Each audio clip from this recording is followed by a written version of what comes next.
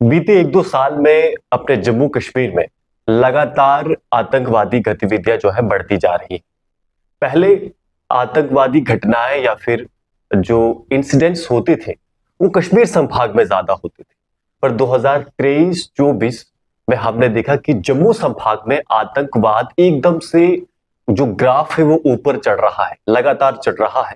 और ऐसे में ये जानना बहुत जरूरी है कि आखिर जम्मू संभाग में आतंकवाद एक बार फिर से वापस क्यों आया है। उसके साथ साथ क्योंकि ये एक बहुत बड़ा मुद्दा है, इशू है, तो इसकी शुरुआत कहां से हुई है, आतंकवाद का जन्म कहां से हुआ है, यह भी जानना जरूरी है। आतंकवाद अगर जन्म हुआ है तो उसका पोषण कौन कर रहा है, और आतंकवाद की मृत्यु कैसे हो सकती है, उसे समाप्त कैसे किया जा सकता है। इन तीनों विषयों पर बात करना बहुत जरूरी है।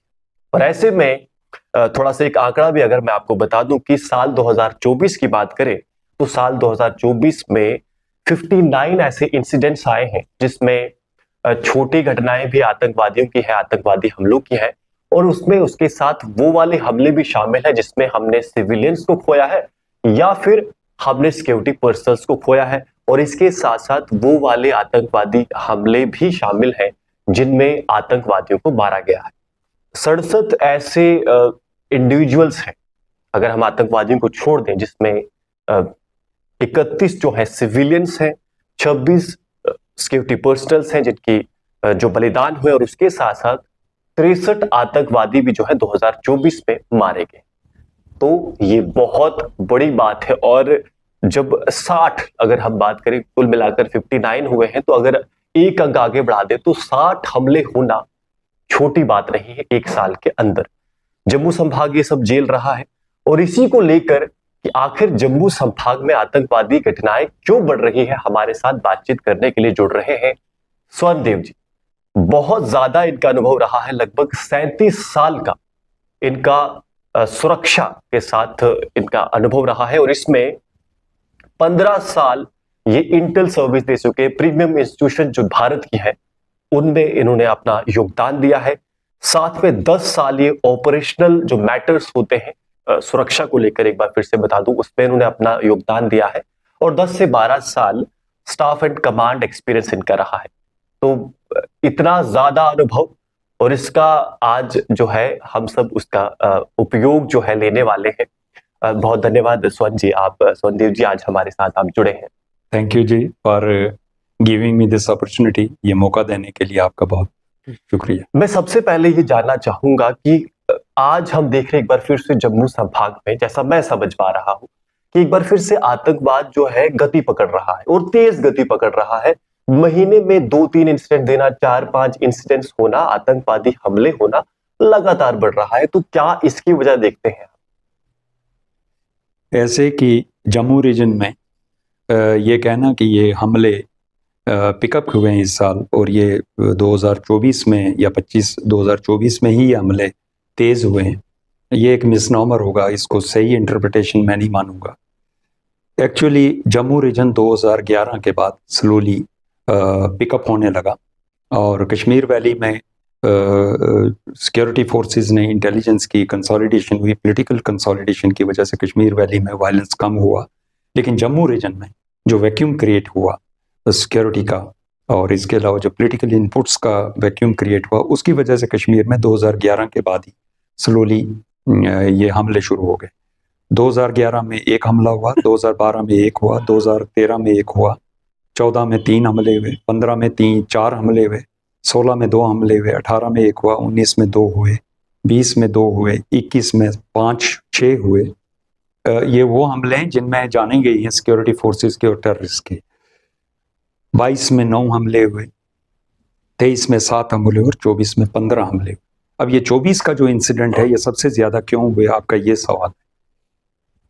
जो 23 से पहले वाले हमले हुए वो बॉर्डर एरियाज में टेररिस्ट, खासकर इंटरनेशनल बॉर्डर जो कठुआ से लेकर चिनाब तक, चिनाब चिकन नेक तक आता है, 198 किलोमीटर लंबा एरिया है, इसमें से टेररिस्ट अंदर आते थे, और ये लगभग नेशनल हाईवे तक पहुंचने से पहले या नेशनल हाईवे पे आने के बाद इनका एनकाउंटर हो जाता था, या ये हमला कर देते आर्मी कैंप्स के ऊपर। और ये वहाँ पर एनकाउंटर्स में मारे जाते थे। स्पिल ओवर पीछे चिनाब वैली में नहीं जा पाता था। लेकिन 2024 में और 23 में ऐसा हुआ कि बहुत सारे टेररिस्ट यहाँ से निकलने के बाद सक्सेसफुली ये चिनाब वैली में चले गए, और ये पुंछ रजौरी के जो मदर रिच है जो डीकेजी से निकलती है और वहाँ दर्रा की गली केजी तक जाती है और दूसरी रिज बलनोई तक जाती है, इस रिज लाइन के ऊपर जो ये हमले हुए, ये रिकंसोलिडेशन हुई है। यहाँ से जो टेररिस्ट निकल के गए उन्होंने वहाँ पर बेसिस बनाए, और इनमें से तकरीबन इस वक्त 30 से 40 टेररिस्ट 20 से कश्मीर पुंछ रजौरी में काम कर रहे हैं, और ये 10-15 आदमी मे बी अराउंड 20 ये जो 5-6 ग्रुप्स में चिनाब वैली में काम कर रहे हैं। इस वजह से ये कंटिन्यूसली जब तक ये एलिमिनेट नहीं होंगे तब तक ये आपको टेररिस्ट वायलेंस इस रीजन में दिखेगा। एक प्रश्न मन में आता है कि आतंकवादी बॉर्डर तक तो आ सकता है, बॉर्डर में लड़के थोड़ा सा अंदर घुस सकता है, पर बॉर्डर से 200 किलोमीटर दूर, 300 किलोमीटर दूर वो कैसे पहुंच जाता है? क्योंकि पुलिस की जगह जगह नाकाबंदी होती है, सेना की टुकड़ियां मौजूद होती है, तो वो कैसे अंदर घुस जाता है? ये तो बहुत सिंपल किस्म का सवाल लग रहा है, और लोगों पे कि कैसे अंदर घुस जाते हैं। फौज बॉर्डर पे लगी हुई है, पुलिस लगी है, बॉर्डर पुलिसिंग में बीएसएफ लगी हुई है, उसके पीछे आर्मी लगी हुई है, पुलिस है। लेकिन बात ऐसे है कि अगर मैं अपने एक्सपीरियंस से बताऊं तो ये सारा एक मिसनोमर है कि इन्फिल्ट्रेशन हो नहीं सकती। टेररिस्ट हमेशा गैप देखते हैं, सिक्योरिटी की एजेंसीज के गैप देखते हैं।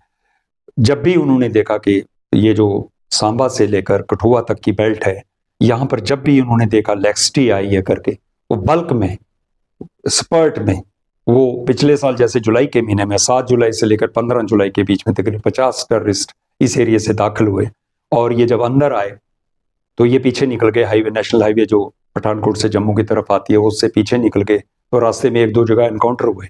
फिर यहाँ पर जो इकोसिस्टम, जो यहाँ पर लोग इनकी सपोर्ट करते हैं, जो ओवरग्राउंड वर्कर्स का नेटवर्क है बॉर्डर एरियाज में, और उस नेटवर्क के जरिए ये सीधे डूडू बसंत करके पहाड़ों पे चढ़ गए ऊपर, और वहाँ छत्रगला रीजन में पहुंच गए। उसके बाद ये डिसेंड करके चिनाब वैली में चले गए।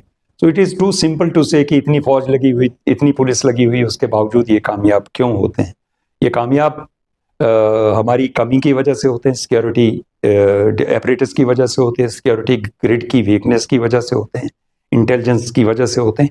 इसके अलावा ये यहाँ के लोकल सपोर्ट की वजह से होते हैं कामयाब, जो यहाँ इनको लोकल इकोसिस्टम सपोर्ट करता है उसकी वजह से कामयाब होते हैं। एक और प्रश्न ये भी मन में आता है कि आतंकवाद समाप्त होता है, फिर जन्म ले लेता है, फिर समाप्त होता है, फिर जन्म ले लेता है। जैसे आपने बात की 2011 से जम्मू संभाग में फिर से आतंकवाद बढ़ा है। 2011 से पहले हम इसे लगभग समाप्त कर चुके थे, तो फिर से जन्म कैसे हो जाता है? ये आपने बहुत अच्छा सवाल किया, जन्म कैसे हो जाता है करके। ये जब तक इस प्रॉब्लम, इस टेररिज्म की जो बेसिक इश्यूज हैं, जो फंडामेंटल कोर इशू है, उसको एड्रेस नहीं करेंगे पॉलिटिकली और सोशियोलॉजिकली, तब तक ये रिअकर होता रहेगा। कश्मीर वैली में आप सोचते हैं कि सिचुएशन नॉर्मल हो गई है, it will again escalate one day. आप देखते हैं कि पहले एक सियासी माहौल बनता है, एक पॉलिटिकल माहौल बनता है, पॉलिटिकल कॉन्शियसनेस बनती है, और पॉलिटिकल कॉन्शियसनेस के बाद में फिर सोसाइटी मिलिटराइज होना शुरू हो जाती है और टेररिज्म आ जाता है। लोग जब तक उस बेसिक कोर इशू को जो लोगों के मन में उभरता है, जब तक उसको एड्रेस नहीं करेगी गवर्नमेंट ऑफ इंडिया या लोकल पॉलिटिशियन ने एड्रेस करेंगे, लोकल लीडरशिप एड्रेस नहीं करेगी, ये इश्यूज जन्म लेते रहेंगे। इस पर तो एक बहुत बड़ी रिसर्च है, मैंने एक पेपर लिखा है इसके ऊपर, इकोनॉमिक्स ऑफ टेररिज्म। ये होता कैसे, what is the economics of terrorism. और मैंने 1848 से लेकर ट्रीटी ऑफ अमृतसर से लेकर लास्ट इंसिडेंट जो हुआ है तब तक इसको मैंने एनालाइज किया है। तो इसमें ये मानना कि ये खत्म हो गया, ये खत्म हो नहीं सकता जब तक इसके बेसिक कोर इश्यूज को, फंडामेंटल बेसिक्स को आप एड्रेस नहीं करोगे, तब तक ये प्रॉब्लम दूर नहीं होगी। अब ये आपने सवाल किया बीच में कि बीच में ये ठंडा पड़ गया था। हाँ, मैं आपकी ये बात मानता हूँ। सिचुएशन ऐसी आई सिचुएशन बीच में कि लोगों को यहाँ लगा, वैली में लोगों को लगा, जम्मू रीजन में लोगों को लगा कि एक पॉलिटिकल सॉल्यूशन, एक रिस्पेक्टेबल सॉल्यूशन वायबल है, कोई पार्टी दे सकती है हमें, कोई गवर्नमेंट हमें दे सकती है। और ये वाजपेयी के वक्त में एक डॉक्ट्रिन बनी थी, KIJ डॉक्ट्रिन बोलता हूँ मैं उसको, कश्मीरियत, इंसानियत एंड जमहूरियत, उस वक्त ये महसूस हुआ लोगों को, कश्मीर के लोगों को, उस वक्त एक मास कॉन्शियसनेस पैदा हुई कश्मीर में टेररिज्म के खिलाफ। और आप यकीन नहीं करेंगे, विद इन 1 और 2 ईयर्स वाजपेयी गवर्नमेंट के लास्ट ईयर्स में 1100 आदमी पाकिस्तान से आके सरेंडर कर दिए कश्मीर वैली में। कुछ नेपाल के रास्ते आए, कुछ बांग्लादेश के रास्ते आए, और ये सरेंडर करके कश्मीर में और जम्मू रीजन में, किश्तवाड़ से लेकर पुंछ राजौरी तक जो पीर पंचाल रीजन है, टोटल ड्राई अप हो गया। यहाँ पर बहुत ही डेडली किस्म के टेररिस्ट पर्च थे पहाड़ों के ऊपर, वो सारे या तो पाकिस्तान चले गए, या तो मारे गए, या वो छोड़ के चले गए, एकदम ड्राई अप हो गया। 2006 से लेकर 2007 तक कश्मीर, 2011 तक ये Pir Panjal region, Chenab valley almost terrorism free हो गया। लेकिन उसके बाद 2011 के बाद फिर ये जम्मू रीजन में रिकंसोलिडेशन शुरू हुई है टेररिज्म की, और इसकी वजूहात जो हैं ये उसी रिसर्च पेपर में हैं। अगर आपके पास कभी टाइम हो तो आप एक सेपरेट इस पर डिस्कशन मेरे साथ कर सकते हैं, और बड़ा साइंटिफिकली मैं आपको एक्सप्लेन कर सकता हूँ what is the reason for this. जी, आपने बताया कि हमें कोर को समझना होगा, और आपने बात की कि इसकी शुरुआत जो है आज से लगभग 200 साल, मतलब 1858 या 48 की बात आपने की, इतनी पुरानी ये बीमारी जो है आतंकवाद, ये तो हमें नहीं लगती, और हम सुनते हैं कि 1987 में शुरू हुआ। तो ये क्या कनेक्शन है? इतनी पुरानी बीमारी है और हम इसे नया मान के चल रहे हैं। क्या हम इसे कम आंक रहे हैं, या सरकार नहीं समझ पा रही? क्योंकि जो हम पढ़ रहे हैं वो तो 87 से शुरू हो रहा। हमारी समझ बूझ, या हमें जो मीडिया परसेप्शन होती है, या जो हमें बताया जाता, नैरेटिव समझाया जाता, हम उसके शिकार होते हैं। We are victims of that narrative, हम सारे लोग। ये कहना कि टेररिज्म जम्मू एंड कश्मीर में 1987 में शुरू हुआ और उससे पहले नहीं था, तो ये कहना बिल्कुल गलत है। 1932 या 36 के बीच में जो हबा कदल में इंसिडेंट हुआ था, जो महाराजा के खिलाफ बगावत की थी कश्मीर में लोगों ने, और जहाँ पर around 30 odd people were killed there, जिसको ये यूम शहीदा कहते हैं, 13 जुलाई 1932 में ये हुआ था। ये टेररिज्म नहीं था क्या? This was beginning. वो उस वक्त भी था टेररिज्म, उस वक्त भी यहाँ बगावत थी, लोगों के दिल में कुछ शक व शुबात थे, तो ये चलता रहा। उसके बाद अगर आप देखें 1950s में देखिए, तो यहाँ पर एक माज़ रायशुमारी बना था, और कश्मीर में मास अपसर्च हुई थी जब। तो आप ये कह नहीं सकते कि लोग यहाँ बिल्कुल वायलेंस फ्री रहे हैं। यहाँ ये चलता रहा है। यहाँ पर माज़ रायशुमारी के तौर पर लोग यहाँ पर बहुत बड़े बड़े ग्रुप्स काम करते थे, और उनको कश्मीर वैली में लोगों की सपोर्ट हासिल थी।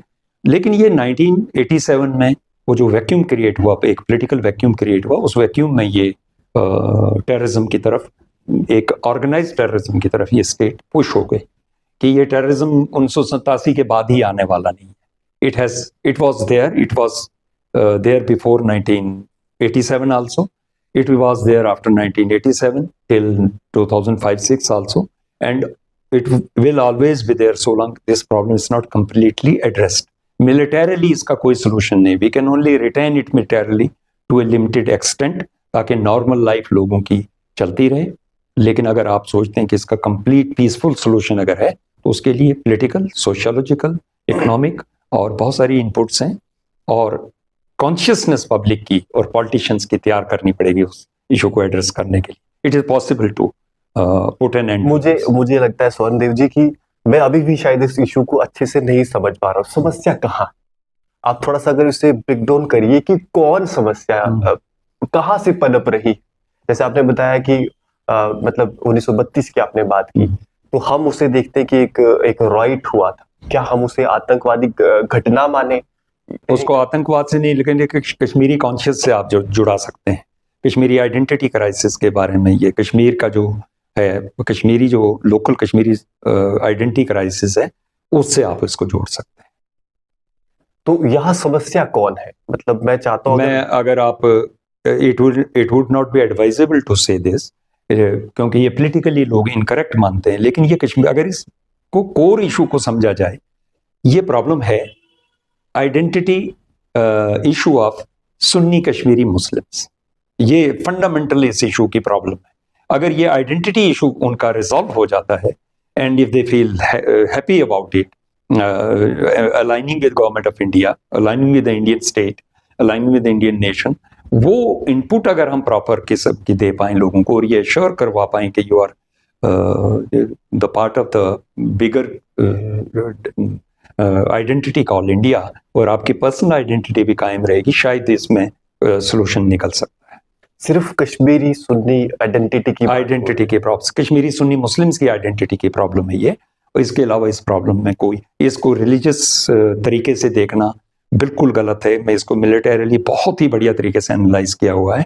It is problem, it is crisis of identity, crisis of Sunni Kashmiri Muslims, Kashmiri speaking Muslims, चाहे वो जम्मू रीजन में रह रहे हैं चाहे वो वैली में रहे। हम पूरे जम्मू कश्मीर की बात कर रहे हैं, पूरे जम्मू कश्मीर जो ये आइडेंटिटी, ये आइडेंटिटी का इशू है। इस इशू को ही जब जिस पार्टी ने अच्छे तरीके से एड्रेस किया, जिस पॉलिटिकल लीडरशिप ने अच्छे तरीके से एड्रेस किया, ये प्रॉब्लम सबसाइड हुई है।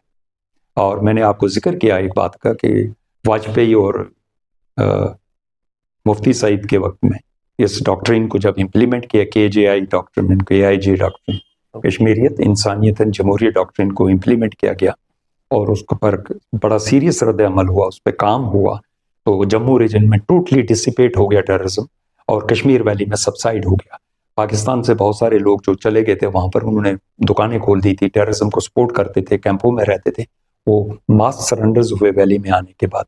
और जब देखा उन्होंने वो डॉक्ट्रिन, जब UPA सरकार दोबारा आई वापस, उसने उस डॉक्ट्रिन को या कोल्ड स्टोरेज में डाला गया या उस पर इम्प्लीमेंटेशन नहीं हुई, तो दोबारा फिर मास अपराइजिंग हुई, जिसमें आपने देखा कि इंतिफादा हुआ, एक किस्म का पथराव शुरू हुआ कश्मीर में, स्टोन पेल्टिंग इंतिफादा हुआ कश्मीर में, काफ़ी जाने गए, काफ़ी लोगों की परेशानियां पैदा हुई और उसके बाद ये फिर प्रॉब्लम रिकंसोलिडेट हुई और कश्मीर में तो मिलिटरीली इसको दबा दिया गया है, लेकिन जम्मू रीजन में ये एक नए अवतार में पैदा हुआ। मैं थोड़ा ये समझना चाहूंगा, जिस आइडेंटिटी की हम बात कर रहे हैं उसके कैरेक्टरिस्टिक्स क्या है, उसके क्या गुण है और किस चीज के खिलाफ है, जैसे थोड़ा सा अगर इसे और खोला जाए तो। मुझे जो परसेप्शन 1947 के बाद लग रही है या 1936 के 32 के बाद लग रही है, वो लग रही है कि कश्मीरी स्पीकिंग सुन्नी मुस्लिम अपनी आइडेंटिटी में ये समझता है कि मैं हिंदू इंडिया में शायद सेफ नहीं हूँ, मेरा कल्चरल आइडेंटिटी, मेरी लैंग्वेज, मेरा लोकल, वो ये मानना बिल्कुल गलत है कि वो पाकिस्तान के साथ उसका कोई प्यार है या वो हमदर्दी। पाकिस्तान उसके लिए सिर्फ एक लेवरेज है, उसका वो फ़ायदा उठा रहा है और पाकिस्तान भी इनका फ़ायदा उठा रहा है। लेकिन कश्मीरी अपने आप को, कश्मीरी आइडेंटिटी में, कश्मीरी अपनी पहचान के लिए इनसिक्योरिटी जो उसको महसूस होती है, ये फंडामेंटल है इसका। क्या ये ग्लोबल इशू नहीं? ये बहुत जगहों पे है, ये ठाकुर विक्रम, ये बहुत जगहों पे ये इशू, बहुत सारे, ये मणिपुर में है, ये बहुत जगहों पे, पंजाब में ये सिख आइडेंटिटी का क्राइसिस आया 1984 के बाद, ये हर जगह है। लेकिन इसको गवर्नमेंट्स कैसे एड्रेस करती हैं, पॉलिटिशियन कैसे एड्रेस करते हैं, लोकल पॉलिटिशियन कैसे एड्रेस करते हैं, मैग्नानिमिटी कितनी है, स्टेट्समैनशिप कितनी पॉलिटिशियन लीडरशिप में है, इश्यूज को समझने की कितनी उनकी कैफियत है, ये मैटर करता है। तो मैं कश्मीर के हवाले से मैं कहीं बाहर नहीं जाऊंगा, प्लीज। मैं उस सेंस में के सिर्फ जम्मू कश्मीर में जो आइडेंटिटी को लेकर, कश्मीरी सुन्नी आइडेंटिटी को लेकर आप बात कर रहे हैं, मेरा प्रश्न ये था कि क्या जो ये कम्युनिटी लेवल पर ये सेपरेटिज्म का भाव, आप देखिए अगर आप US भी चले जाएंगे, ब्रिटेन चले जाएंगे, तो वहां पर भी बीच बीच में मांग उठती है सेपरेट शरीयत कानून की या एक पूरे उस चीज को। तो क्या ये वो है? नहीं, आप कंफ्यूज कर रहे हैं। शरीयत या कोई कानून या कोई राइट्स के बारे में बात करना, जैसे ब्लैक्स और वाइट्स की अमेरिका में बात होती है, एशियंस की या हिस्पैनिक्स की बात होती है, वो ऐसा इशू नहीं। ये लोकल एथनिसिटी का कल है, ये this is issue of local ethnicity. Local ethnicity, कश्मीरियत जिसको बोला गया है, मुफ्ती सईद ने इसको बहुत सही तरीके से एक्सप्लेन किया है। कश्मीरियत इटसेल्फ इज एन आइडेंटिटी, और डेमोक्रेसी में इन चीज़ों को रिस्पेक्ट करना ज़रूरी है जी। इन चीज़ों को डेमोक्रेसी में इतनी ताकत है कि ये एब्जॉर्ब कर देता है इन चीज़ों को विदाउट जनरेटिंग मोर कॉन्फ्लिक्ट्स। लेकिन डेमोक्रेसी की प्रॉब्लम यह है कि इट इज कॉम्पिटिटिव। तो होता क्या है कि बहुत सारे लोग एथनिसिटी, लोकल जो एथनिसिटीज हैं, उनकी पहचान या उनकी आइडेंटिटीज को रेजिस्ट करते हैं नेशनल आइडेंटिटी के सामने, तो ये कन्फ्लिक्ट थोड़ा ज्यादा प्रोलॉन्ग होता है। तो we have to go through the dialogue, democratic dialogue, और उस डायलॉग में हमें एक सोल्यूशन पर पहुंचना है, और वो सोल्यूशन आता है। सोल्यूशन ऐसा नहीं है कि ये सिचुएशन चलती रहेगी ऐसे 100 साल 200 साल, अभी तो हमारे 40 साल हुए हैं। हमने आयरलैंड में देखा, एथनिसिटी की प्रॉब्लम थी नदर्न आयरलैंड की, वहां 200 साल के बाद उन्होंने एक रीजनेबल सोल्यूशन निकाला, और अभी वहां पर अमन है, पीस है। इसी तरह स्पेन में एक जगह है, हमने वहां पर भी देखा। हमने ये मिजोरम में देखा, गवर्नमेंट ऑफ इंडिया ने बहुत अच्छे तरीके से नेगोशिएट किया। नागालैंड में हमने देखा है, मणिपुर में स्ट्रगल चल रही है, गवर्नमेंट ऑफ इंडिया और लोकल एथनिक ग्रुप्स की बातचीत हो रही है। त्रिपुरा में हमने देखा है, लोकल एथनिक ग्रुप्स जो हैं उनकी आइडेंटिटी क्राइसिस हैं। ये तो इंडिया में सिर्फ कश्मीर में नहीं है, ये बहुत सारी जगहों पे है, लेकिन यहाँ पर क्योंकि ये मुस्लिम मेजॉरिटी स्टेट थी, इसको यहाँ के लोकल लीडरशिप में एथनिसिटी को ज्यादा रंग दे दिया, रिलीजन बीच में डाल दिया। और जो कुछ हमारी नेशनल पार्टीज भी रही, नेशनल डायस्पोरा रहा, मैं पॉलिटिकल डायस्पोरा बोलूंगा, जो इस रीजनल रिलीजियस मिक्स को, एथनिसिटी मिक्स को, रिलीजन को एथनिसिटी में डालने को काफी रेजिस्ट किए। और ये कंपटीशन, तो कॉम्पिटिटिव नेस चलती रहेगी पॉलिटिक्स में, उसका नतीजा है कि ये वायलेंस बनता रहेगा। लेकिन सोल्यूशन इसका निकलेगा। वाजपेयी ऑलमोस्ट सोल्यूशन के कतार पर खड़े थे, but as luck would have he lost the government, और बाद में गवर्नमेंट ने उसके डॉक्ट्रिन को परसू नहीं किया। मैं ये जानना चाहूंगा, आपने डायलॉग की बात की, क्योंकि इसमें सिर्फ कश्मीर मतलब जम्मू कश्मीर ही नहीं, पाकिस्तान भी इन्वॉल्व हो जाता है हमारे इस पूरे कन्फ्लिक्ट में। तो हम बात किससे करें, सिर्फ जम्मू कश्मीर में जो ये जिनसे हम लड़ाई लड़ रहे हैं उनसे, या इसमें पाकिस्तान को भी इंक्लूड किया जाए, क्योंकि वो भी कहीं ना कहीं इसमें अपनी नाक जो है गड़ाए हुए हैं। और उसके साथ साथ क्या डायलॉग से बात सुलझेगी, क्योंकि एक तरफ हथियार लेके एक व्यक्ति खड़ा है, तो आप कैसे पीस की तरफ आगे बढ़ेंगे? मेरा ये मानना है कि पाकिस्तान एक इररेलेवेंट इशू है इस पूरी प्रॉब्लम में। मैं ये भी मानता हूँ यहाँ के पॉलिटिशियंस और जो लोकल ग्रुप्स हैं, पॉलिटिकल ग्रुप्स हैं, वो भी उतने रेलेवेंट नहीं इस इशू में। इस इशू में गवर्नमेंट ऑफ इंडिया ही सिर्फ रेलेवेंट है। गवर्नमेंट ऑफ इंडिया इसको, इस प्रॉब्लम को समझना है, कश्मीरियत के बेसिक इशू को समझना है, आइडेंटिटी को समझना, उसके बाद क्या कंसेशन और उनको प्राइड कैसे रिस्टोर कर सकते हैं कश्मीर का। अगर वो प्राइड रिस्टोर हो तो कश्मीरी उसको एक्सेप्ट कर देते हैं, आम आदमी। तो इसमें दो ही फरीक हैं, एक गवर्नमेंट ऑफ इंडिया है, द रूलिंग डिस्पेंसेशन जो दिल्ली में है, या अपोजिशन में जो लोग हैं, पॉलिटी जो नेशनल पॉलिटी है, वो एक फरीक है। दूसरा फरीक है कश्मीरी सुन्नी मुस्लिम, जिसकी मैं बात करता हूँ। बाकी अच्छा, उनके खिलाफ बाइंड्री खड़ी होती है कि कश्मीरी सुन्नी मुस्लिम सेसेशनिस्ट माना जाता है, या वो सपोर्ट करते हैं टेररिज्म को, या वो इकोसिस्टम क्रिएट करते हैं।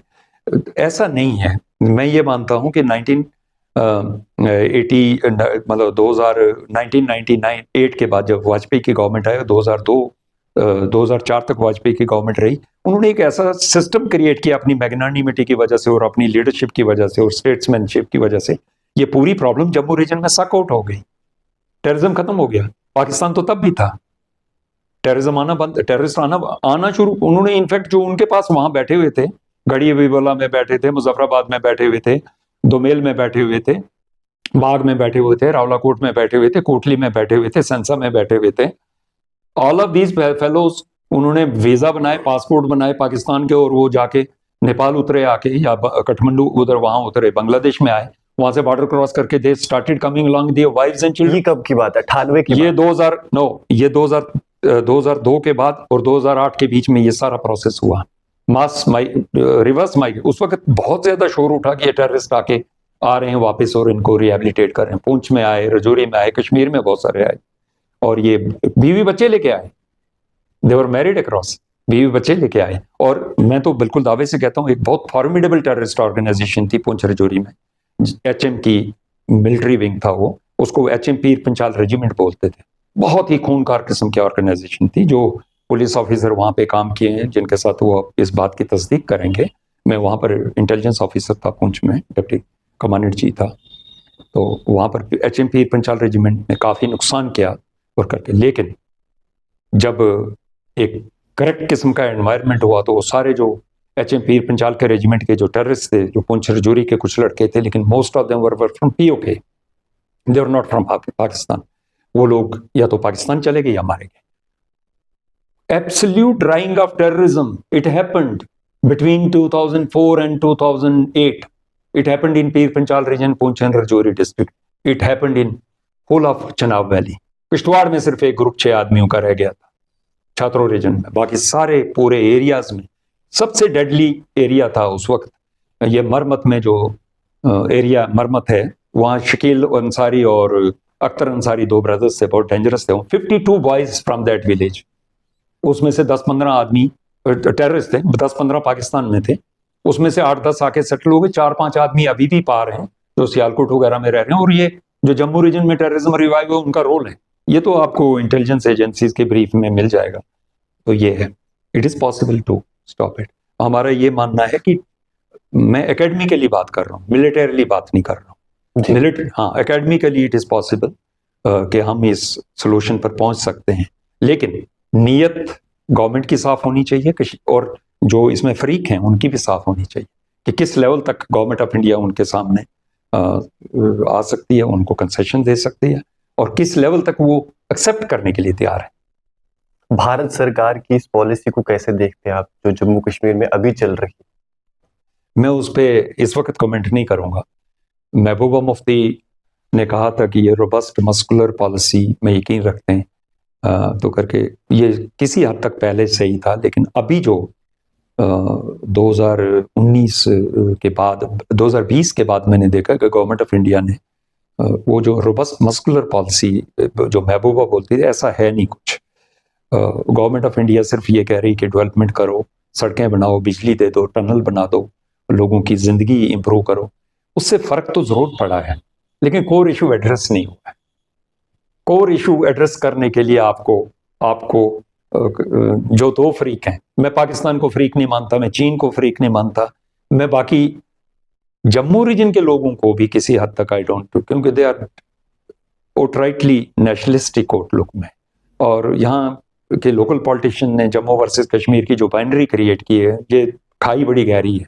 तो इसमें जो फरीक है सिर्फ एक है, वो कश्मीरी स्पीकिंग सुन्नी मुस्लिम्स हैं, और अगर उनके साथ कोई ऑनरेबल रिस्पेक्टेबल एक सोल्यूशन की तरफ गवर्नमेंट ऑफ इंडिया बढ़े, और अब कौन पॉलिटिशियन कर सकता मैं उस पर गेस नहीं कर सकता, लेकिन प्रेजेंट डिस्पेंसेशन शायद ये ना कर पाए, और इससे कश्मीरी इसको कोई सोल्यूशन अगर देती भी है, ये वायबल सोल्यूशन, शायद वो उनको एक्सेप्टेबल ना हो। तो इसके लिए कोई एक एक्सेप्टेबल डिस्पेंसेशन चाहिए जो लोग एक्सेप्ट करें, और उसकी वजह से यहाँ वायलेंस परमानेंटली खत्म हो सकता है, और यहाँ पर जो यहाँ का लोकल डिग्निटी है, लोगों की लोकल पीस है, टूरिज्म है, बाकी चीजें वो फ्लोरिश कर सकती हैं। अब अंत में मैं यही जानना चाहूंगा कि ये सब जो साइकिल चल रहा है, मतलब लगातार आतंकवादी घटनाएं जो है बढ़ती जा रही है, हमने ये भी जाना कि कितना पुराना है इतिहास इस सब का। अंत में हम यही चाहते हैं, जैसे भारतीय संस्कृति में कहा जाता है कि अंत भला तो सब भला, तो कैसे वो अंत जो है वो भला होगा, सब कुछ कैसे ठीक होगा? ये ओवरनाइट नहीं होगा, ये मैं पहले बता दूं कि इतना कि हमने ये सोल्यूशन दे दिया और कश्मीरियों ने एक्सेप्ट कर लिया और ये प्रॉब्लम खत्म हो जाएगी, it will never happen. Kashmir में कंपैरेटिवली पीस है इस वक्त, कंपैरेटिवली। कुछ पॉकेट्स में जैसे पुलवामा और कुलगाम के पहाड़ों में थोड़ी प्रॉब्लम है, कुपवाड़ा के लोलाब रीजन में थोड़ी सी प्रॉब्लम है, अदरवाइज कश्मीर में नॉर्मलसी बहुत है। लेकिन अगर आपने 2024 का इलेक्शन देखा, उसमें भी एक सेसेशनिस्ट लीडर बारामूला से इलेक्शन जीता, ये एक इंडिकेशन है कि कश्मीरी ने कंप्लीटली आपका नैरेटिव एक्सेप्ट नहीं किया नेशन का, डेवलपमेंट का, और ये होगा आप जितनी डेवलपमेंट कर लो, it is not going to give the solution. मैं इस थ्योरी में यकीन रखता हूँ, slowly and steadily proper input and solution हमें जवाब मिलता है कि यहाँ कश्मीर में पीस कैसे लाया जा सकता है। हमें वाजपेयी की डॉक्ट्रिन में जाना पड़ेगा और मुफ्ती सईद की डॉक्ट्रिन में जाना पड़ेगा 2002 के इलेक्शन में जो उन्होंने लोगों को दी थी, जिसकी वजह से लोगों में उम्मीद जागी। उसकी वजह से यहाँ पर लोगों में ये जब हुआ कि यार it is possible to live in India with extreme dignity, और अपनी आइडेंटिटी, कल्चरल आइडेंटिटी के साथ भी ये रखा जा सकता है। वाजपेयी जैसे आदमी ने जो सोल्यूशन दिया था, मुफ्ती ने जो सोल्यूशन प्रपोज किया था, उसका जो नतीजा हमने देखा वो बहुत बड़ा पॉजिटिव था। हमको उस सोल्यूशन पर जाने के लिए वापस we will have to go to 2000। लेकिन एक सवाल और एडिशन कर देता जी। हूँ, क्या वो डिग्निटी नहीं मिल पा रही? क्योंकि ऐसा मेरा ये परसेप्शन है, ये परसेप्शन है। डिग्निटी उस देखिए, परसेप्शन को परसेप्शन मैनेजमेंट है ये सारी। ओके, ये परसेप्शन मैनेजमेंट, मैं ये नहीं कहता हूँ कि हो सकता है कश्मीर को ज्यादा डिग्निटी मिल रही हो compare to the remote areas of Jammu region, dignity government of India की, ये मैं ये नहीं, ये परसेप्शन मैनेजमेंट होती है पॉलिटिक्स में। तो जो स्टेट्समैन होते हैं, जो बड़े बड़े लीडर्स होते हैं, दे क्रिएट द परसेप्शन, और वो परसेप्शन क्रिएट करने के लिए आपको लीडर्स उस टाइप की क्वालिटी के चाहिए जो इस प्रॉब्लम का सोल्यूशन दे सकते हैं। तो मैं किसी पॉलिटिकल लीडरशिप के बारे में कमेंट नहीं करना चाहूँगा कि करके, लेकिन कश्मीर में इंक्लूडिंग मुफ्ती सईद बाद में फ्लॉन्डर कर गए। वाजपेयी के वक्त में he had shown lot of magnanimity, लेकिन बाद में वो फ्लॉन्डर कर ले, कश्मीर में डिस्क्रेडिट हो गए वो। लेकिन कश्मीरी वो सोल्यूशन एक्सेप्ट कर रहे थे, वाजपेयी का सोल्यूशन जो था, उसकी वजह से KIJ डॉक्ट्रिन का बड़ा सीरियस असर पड़ा था। यहाँ पर बंदूकें साइलेंस हो गई थी, वायलेंस कम हो गया था, और जम्मू रीजन साफ हो गया था। वैली में थोड़े बहुत लड़के थे जो थे वैली में, तो ये उसके बावजूद भी अगर आप लोकल इश्यूज, जैसे मैंने बताया कि यहाँ लोकल आइडेंटिटी इश्यूज को अगर एड्रेस भी कर लें, तो ये प्रॉब्लम कहीं ना कहीं थोड़ी थोड़ी लर्क करती रहेगी, जो पुलिस मैनेज कर सकती है और लोकल पॉलिटिशियन मैनेज कर सकते हैं। लेकिन ultimately the solution lies with government of India and the solution lies with local Kashmiri Muslims, Sunni Muslims. जी ठीक है, बहुत थैंक यू धन्यवाद स्वर्णदेव जी। तो ये थे स्वर्णदेव जी, जिन्होंने अपना लंबा अनुभव जो है इस छोटी सी वीडियो में हमारे साथ साझा किया, और साथ में इनके विचार इन्होंने रखे हैं, जिसमें इन्होंने जम्मू कश्मीर में जो समस्या है आतंकवाद की, उसे कैसे समाप्त किया जा सकता है इसके बारे में बताया। मुझे आशा है कि ये वीडियो जो है हेल्पफुल रहेगी उन सभी के लिए जो सुरक्षा के साथ रुचि रखते हैं इस संबंध में, और भारत सरकार के अगर कोई प्रतिनिधि देख रहे हैं तो मेरी उनसे भी छोटी सी मांग रही कि आप जरूर संपर्क करिए स्वर्णदेव जी से, क्योंकि हो सकता है कि इनका अनुभव भी उस बड़े कॉज पे, उस अंत भले की कॉज के लिए अपना छोटा सा योगदान जरूर देंगे। आप जुड़े रहें जी के दर्शन के साथ। मैं हूं विक्रम सिंह ठाकुर, धन्यवाद। Thank you.